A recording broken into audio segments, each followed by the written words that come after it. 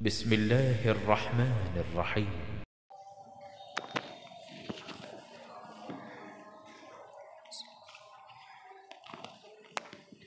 الحمد لله رب العالمين والصلاة والسلام على رسوله الكريم وعلى آله وأصحابه أجمعين أما بعد قال الله تعالى أعوذ بالله السميع العليم من الشيطان الرجيم لقد كان لكم في رسول الله أسوة حسنة لمن كان يرجو الله واليوم الآخر وذكر الله كثيرا وقال الله تعالى إن الدين عند الله الإسلام عن ابن عمر رضي الله تعالى عنه قال رسول الله صلى الله عليه وسلم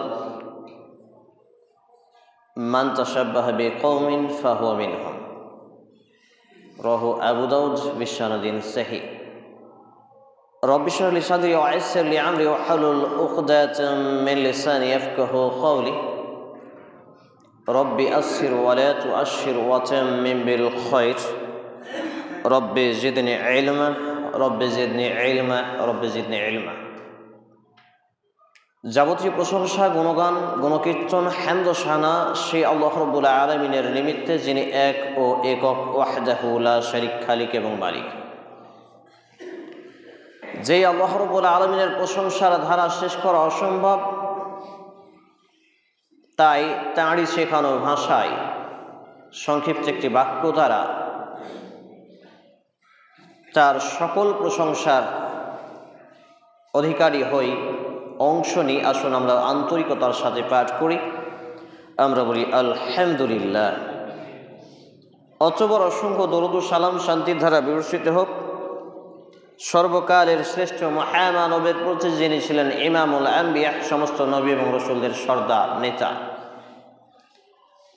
যেই নবীর বিভিন্ন ত্যাগ এবং তিতিক্ষা, কষ্ট এবং কুরবানির মধ্য দিয়ে আজকে আমরা নিজেদেরকে মুসলিম পরিচয় দিতে পারছি, তাই আমরা তার প্রতি দোয়া করতে বলি আল্লাহুম্মা সাল্লি আলাইহি আল্লাহুম্মা বারিক তাসলিম সাল্লাল্লাহু তাআলা আলাইহি ওয়াসাল্লাম।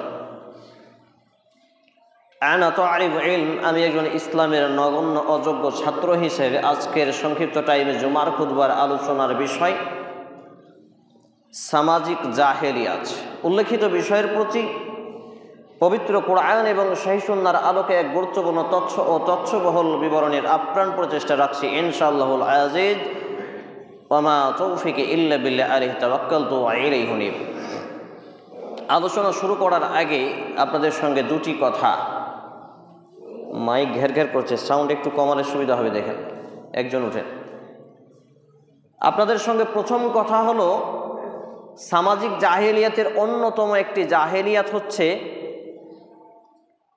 মসজিদে ঢুকে মসজিদের আদব কায়দা, রুলস অফ ল, জুমার দিনের সিস্টেমেটিক পদ্ধতি আমরা জানি না। সামনের কাতারগুলো দুই ধারে ফাঁকা, যেখানে চতুর্থ কাতারে মানুষ লেগে গেছে। এটা হচ্ছে সামাজিক জাহেলিয়াতের সবচেয়ে ভয়ঙ্কর একটি কারণ, আর এটি একটি সামাজিক জাহেলিয়াত। সামনের কাতার আপনাকে পূরণ করতে হবে, একটা লোকেরও জায়গা ফাঁকা রাখতে পারবেন না। সামনের কাতার বাকি রেখে দ্বিতীয় কাতার ধরার কোনো অনুমতি নেই, পারমিশন নেই ইসলামে। অথচ তৃতীয় চতুর্থ পর্যন্ত কাতার আপনি দাঁড় করিয়ে ফেলেছেন।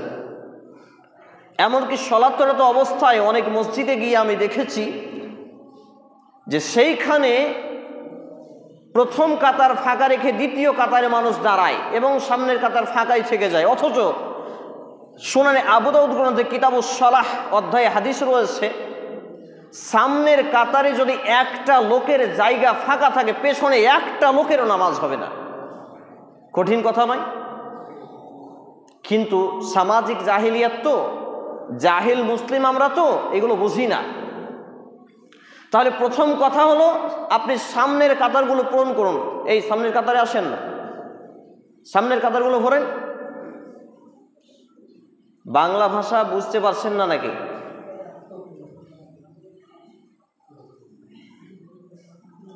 2 নম্বর কথা, হেলান দিয়ে হাঁটু গেড়ে ভর করে বসবেন না। জুমার দিনের সিস্টেমেটিক রুলস অফ ল বিরোধী এটা, জুমার দিনের সুন্নাহ বিরোধী এটা। অর্থাৎ হেলান দেবেন না। যদি একান্তই অসুস্থতা থাকে, যদি আপনি না পারেন, সেই ক্ষেত্রে আপনার জন্য ওজর বা ছাড় দেওয়া হয়েছে। কিন্তু আপনি এমনিতে আলী আশকোতে হেলান দিবেন, হাঁটু গেড়ে বসবেন, এইটা সুন্নাহ বিরোধী এবং জুমার দিনের আইন বিরোধী। আপনাকে এখান থেকে দূরে থাকতে হবে। 3 নম্বর কথা হলো, যেটা এর আগে সম্ভবত মাস 2-3 আগে যখন খুতবা দিয়েছিলাম তখন আপনাদের স্মরণ করিয়েছিলাম, কথার পরিপ্রেক্ষিতে মুহাম্মদ, আহমদ, নবী করিম এই যতগুলো নাম আসবে সঙ্গে সাল্লাল্লাহু আলাইহি ওয়াসাল্লাম, পুরুষদের ফিতরাত উচ্চ স্বরে পড়া। সামনের জায়গাগুলো এখনো ফাঁকা আছে। আপনাদের এখানকার লোক বাংলা কথা বোঝে না নাকি? এতবার রিকোয়েস্ট করতে হয় কেন? জুমার খুতবায় যদি রাখালের মতো হই হই করতে হয় তাহলে তো সমস্যা। আলহামদুলিল্লাহি রাব্বিল আলামিন।